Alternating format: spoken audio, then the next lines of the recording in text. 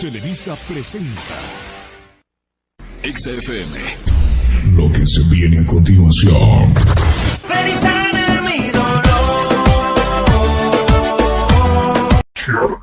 En MP3. ¿Saben qué es la respiración? La respiración es un proceso vital para obtener energía y tener oxígeno. Esto elimina dióxido de carbono. Es fundamental, vuelvo a repetirlo, para obtener energía que el cuerpo necesita. Involucra inhalación, que llena los pulmones de oxígeno, y la exhalación, que expulsa el dióxido de carbono. Este proceso autónomo puede ser controlado conscientemente para influir en el estado de ánimo, manejando emociones como el estrés y ansiedad. Como que al principio te vas perdiendo porque te agarra desprevenido, pero ya después tomas todos los simbolismos y los vas ordenando tal cual como si fuera una comuna. Ahí fue donde hallé el mensaje oculto.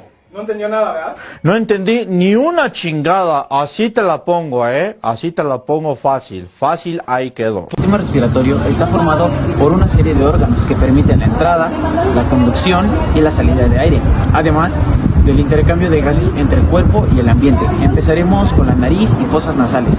Les voy a dar los puntos más importantes de cada uno. La nariz es la puerta de entrada del aire del organismo.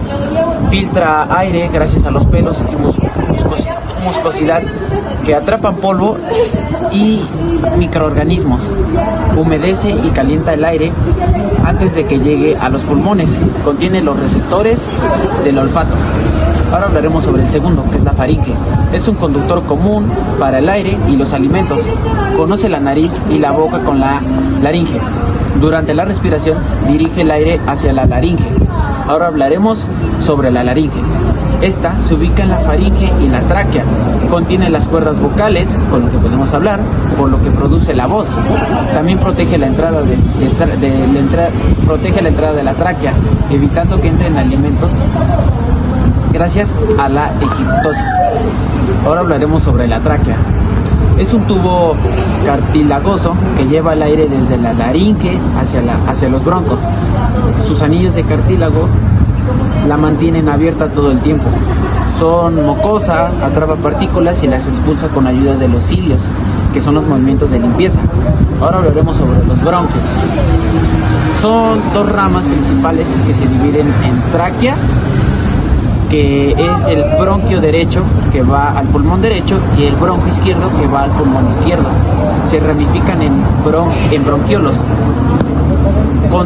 conductores más pequeños que distribuyen el aire dentro de los pulmones. Ahora hablaremos sobre otro punto importante y último.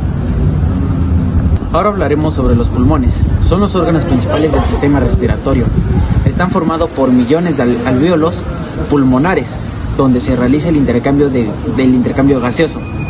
El oxígeno pasa por la sangre. El dióxido de carbono se elimina al exhalar. El pulmón derecho tiene 3 lúbulos. El izquierdo tiene 2, porque comparte espacio con el corazón. Y ahora sí hablaremos por último, que es el músculo respiratorio, que es el de apoyo. Aunque no forma parte del sistema de conductos, por así decirlo, son esenciales para respirar. En este caso son 2, el diafragma y los músculos intercostales. Hablemos sobre el diafragma, principal músculo respiratorio. Al contraerse, permite la entrada de aire. Ahora sobre el músculo intercostales, entre las costillas, que ayuda a expandir y contraer el tórax. Las bases importantes del sistema respiratorio. Hay ciertos tipos de enfermedades que causan en las vías respiratorias, ya sea dañinas, por infección o inflamación.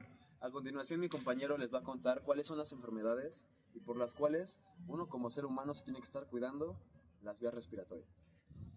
Las siguientes enfermedades que les voy a decir serían el síndrome de dificultad respiratoria, las enfermedades pulmonares relacionadas con abscesos, el asma, la bronquitis, el EPOC, neumonía, trastornos pleurales, y apnea del sueño. Esas son algunas de las enfermedades.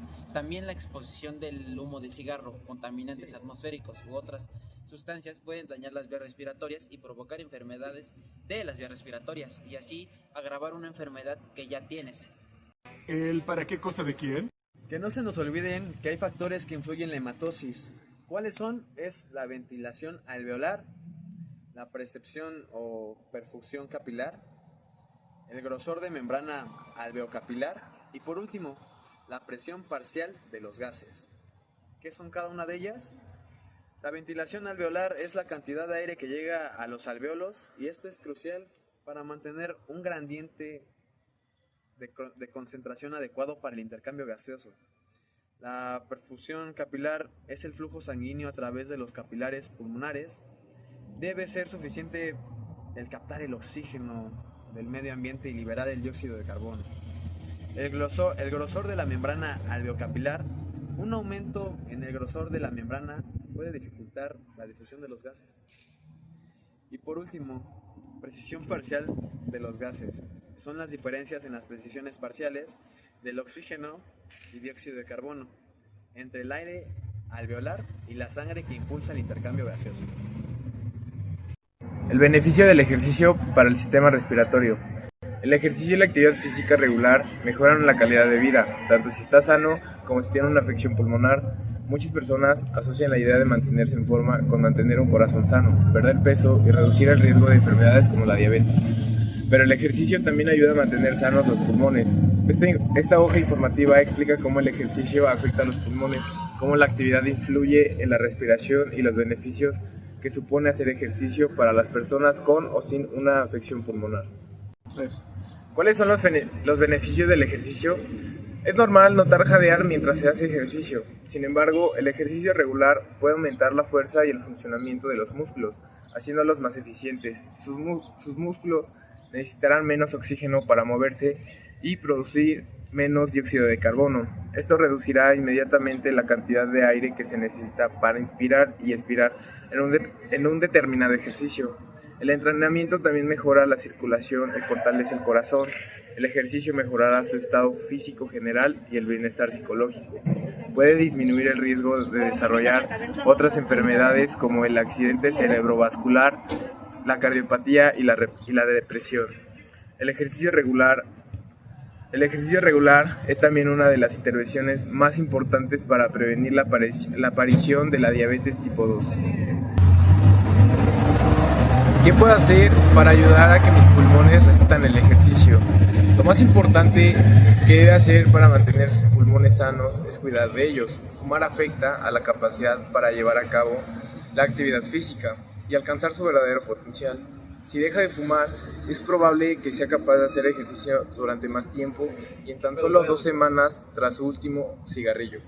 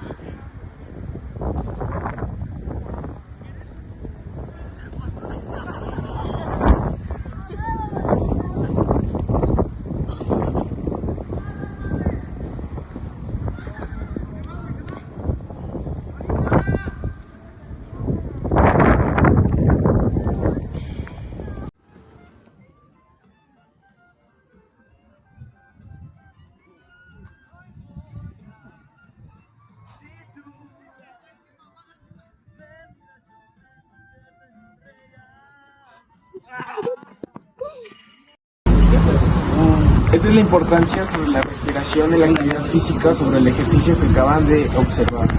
Aporta oxígeno en los músculos necesario para producir energía, elimina dióxido de carbono evitando su acumulación, mantiene el equilibrio del pH en la sangre, mejora el rendimiento físico y la resistencia, previene la fatiga y el agotamiento, regula el ritmo cardíaco y mejora la circulación, ayuda a concentrarse, a mantener la calma, aumenta la capacidad pulmonar con el entrenamiento, produce la tensión muscular y mejora la recuperación, y por último favorece la coordinación entre cuerpo y mente. Bueno, compañeros, yo les voy a hablar sobre el volumen máximo de oxígeno. Un artículo que encontramos del Instituto de las Ciencias de la Salud y la Actividad Física nos dice que el volumen máximo de oxígeno es el ritmo más alto de consumo de oxígeno alcanzable durante ejercicios submáximos y fatigantes. Cuando se alcanza una estabilidad en su consumo, significa que no se puede suministrar más oxígeno con la rapidez necesaria para cubrir las necesidades de los músculos. Y por tanto, este límite marca la intensidad del esfuerzo que podemos mantener en una prueba o ejercicio. El volumen máximo de oxígeno se puede cuantificar de dos formas, en términos absolutos o en términos relativos, permitiéndonos esta última forma comparar mejor este parámetro entre individuos con un distinto peso corporal. Ahora, ¿cómo se puede evaluar el volumen máximo de oxígeno? El volumen máximo de oxígeno se puede obtener de dos formas, con métodos directos, es decir, realizando una prueba o test de laboratorio, siendo la forma más precisa de obtenerlo. El segundo método es un método indirecto, es decir, estimando los valores de volumen máximo de oxígeno mediante pruebas de campo, como por ejemplo el test de Cooper. Este test es una de las pruebas más simples y fiables para estimar el consumo de oxígeno y evaluar la resistencia aeróbica. En él se debe recorrer la máxima distancia posible en un periodo de 12 minutos a una velocidad constante. Una vez obtenida la distancia en metros, se ha de realizar la siguiente fórmula para hallar el volumen de oxígeno máximo. La fórmula es volumen máximo de oxígeno es igual a 22.351 por la distancia recorrida en kilómetros menos 11.288. Por ejemplo, si hemos recorrido 2.400 metros, el cálculo sería el siguiente. 22.351 por 2.4 menos 11.288. Esto nos dará 42.35 mililitros sobre minuto. Otro test que nos puede ayudar a evaluar el volumen máximo de oxígeno es el test de los 1000 metros. Esta prueba permite estimar el consumo de oxígeno máximo y evaluar la potencia aeróbica. Se realiza en una pista de atletismo y consiste en completar 1000 metros en el menor tiempo posible. Para calcular el volumen máximo de oxígeno, en este caso debemos de aplicar la siguiente ecuación. El volumen máximo de oxígeno igual a 652.17 menos el tiempo medido en segundos sobre 6.762. De este modo, si realizamos la prueba en 5 minutos, el cálculo sería el siguiente. 652.17 menos 300 sobre 6.762. Esto nos dará 52.08 mililitros sobre minuto. Otro test que nos ayuda a medir el volumen máximo de oxígeno es el yo-yo test de resistencia intermitente. El yo-yo test es una prueba física distinta a evaluar la resistencia intermitente, mostrando la capacidad de recuperación del deportista entre un esfuerzo y otro. Este consiste en ir y volver corriendo entre dos líneas situadas a 20 metros de distancia entre ellas, y al ritmo que marcan las señales acústicas. Se comienza con una velocidad predeterminada, y esta aumenta de forma lenta y progresiva cada minuto que pasa. Esta prueba permite evaluar de forma indirecta y bastante precisa el volumen máximo de oxígeno de un sujeto gracias a las tablas de conversión creadas por el profesor Bangsbo. Otro test que nos ayuda a medir el volumen máximo de oxígeno es el test Rockport.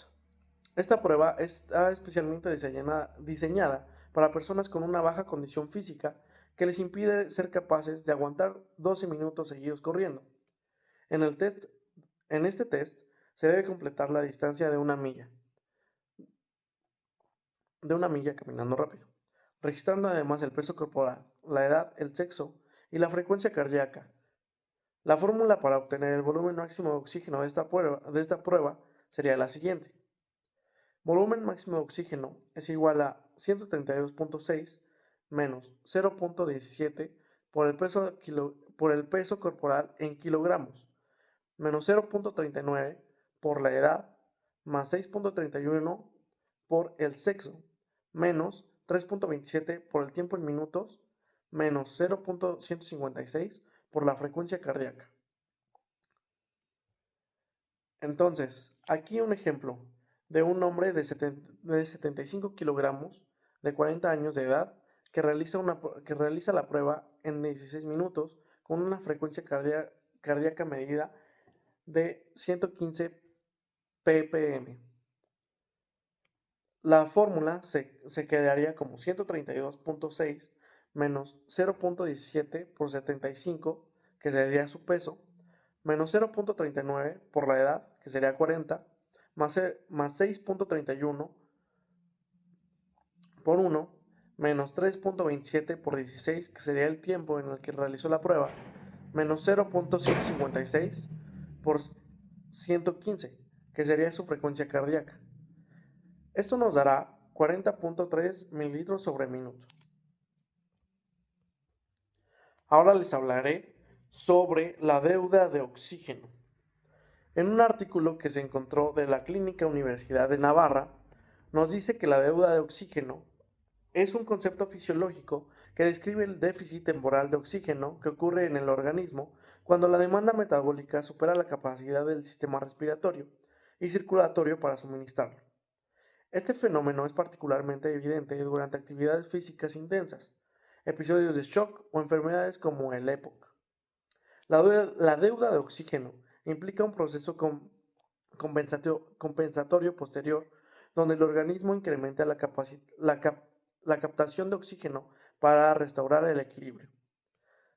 La deuda de oxígeno en fisiología se produce cuando el consumo de oxígeno por los tejidos excede su suministro, obligando al cuerpo a utilizar mecanismos anaeróbicos para producir energía. Este desequilibrio genera la acumulación de metabolitos, como el ácido láctico, y requiere un periodo de recuperación para restablecer el equilibrio metabólico.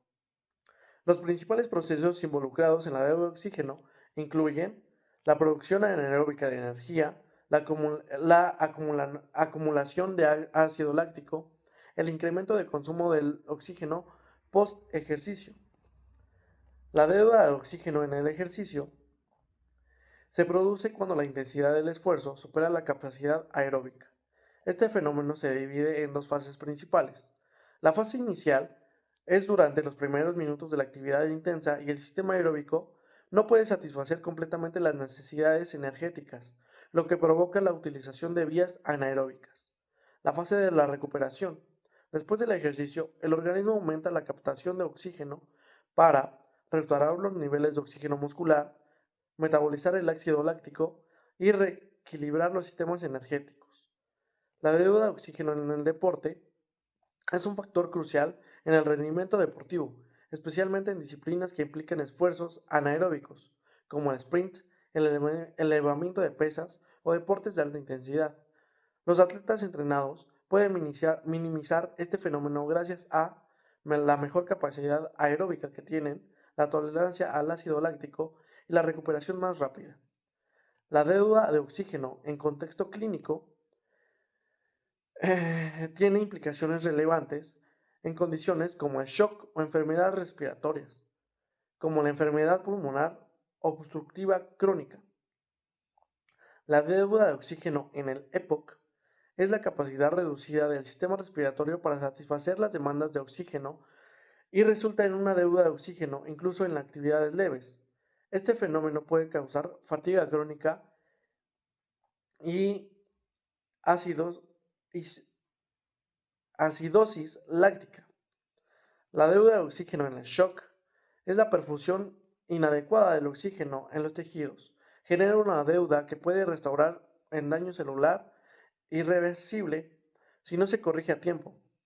La reposición de oxígeno es fundamental para evitar complicaciones como el fallo multiorgánico y la acidosis metabólica.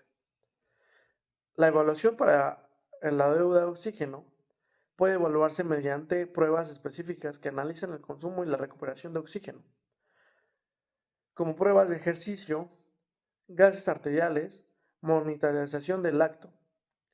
Las estrategias para reducir la deuda de oxígeno es la optimización de la capacidad aeróbica y metabólica, es para reducir y minimizar la deuda de oxígeno. Y podemos encontrar 3 factores que nos pueden ayudar a reducir la deuda de oxígeno. Una sería el entrenamiento cardiovascular, la segunda sería la nutrición adecuada y la tercera sería la terapia de oxígeno. Para finalizar, les voy a comentar los artículos que hemos ocupado para obtener la información. Sin esos artículos no se hubiera podido realizar este video. El primero es European Lung Foundation, el segundo es National Heart, Lung and Blood Foundation, el tercero es ISAF, el cuarto y último es Clínica Universitaria Navarra. Muchas gracias por escucharnos y por ver el video, espero les guste. No mames, hubiera hecho solo el video, cabrón. No lo he cortado. Hasta luego. Bueno, y como dijo mi ex, hasta aquí llegamos. Goodbye. Na, na, na, come on.